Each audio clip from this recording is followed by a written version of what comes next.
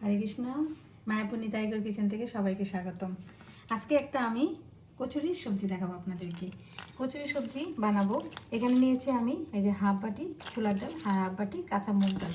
এই যে এটা ভালো করে আমি 10 মিনিট ভিজিয়ে রেখেছিলাম, ভিজিয়ে ধুয়ে নিয়েছিলাম। আর এখানে নিয়েছি আমি আলু, বড় সাইজের একটা বড় আলু নিয়েছি। আর এখানে দুটো টমেটো নিয়েছি, একটু আদা, কাঁচা লঙ্কা। আমি এটা প্রেশার কুকারে করব, একদম 10 মিনিটের মধ্যে এই সবজিটা হয়ে যাবে। তার মধ্যে আমি এখানে একটা প্রেশার কুকার বসিয়ে দিয়েছি গরম করতে। আর এখানে দিয়ে দিচ্ছি এখানে 2 চামচের মতো সরষের তেল।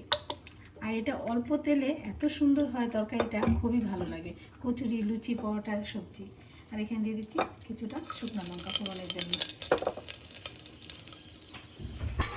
এখানে দিয়ে দিচ্ছি গোটা গরম মশলা, দিয়ে দিচ্ছি দুটো তেজপাতা। আর এখানে ফোড়নের জন্য দিলাম একটু গোটা জিরে।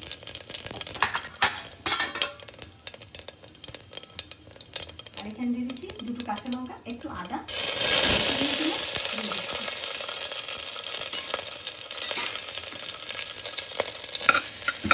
আদাটা লঙ্কাটা ভাজা ভাজা হয়ে গেছে। দিয়ে দিচ্ছি টমেটো, টমেটোটা একটু ভেজে নিচ্ছি। এখন দিয়ে দিচ্ছি এখানে ভেজে ধুয়ে রাখা ডাল। ডালটা ভালো করে একটু ভেজে নিচ্ছি।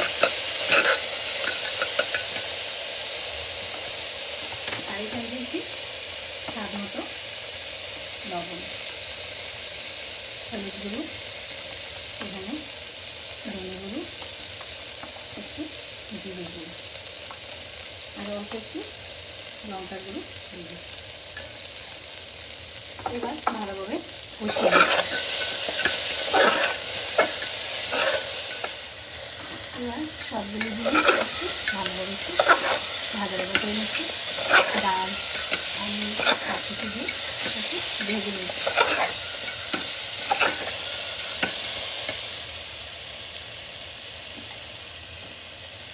দিয়ে দিচ্ছি কয়েকটা কিশমিশ।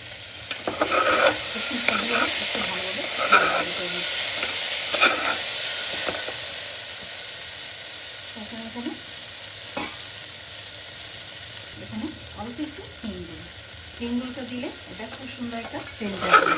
হিংগুলোটা দিয়ে একটু ভাজা ভাজা করে নিচ্ছি। এই দেখুন খুব সুন্দর ভাজা হয়ে গেছে। এখন আমি এখানে জল দিয়ে দিচ্ছি পরিমাণ মতো।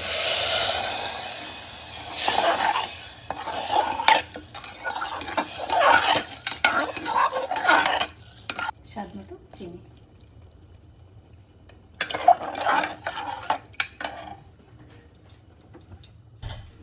এই যে সব কিছু মিশিয়ে নিলাম আর এরকম জল দিয়ে দিলাম।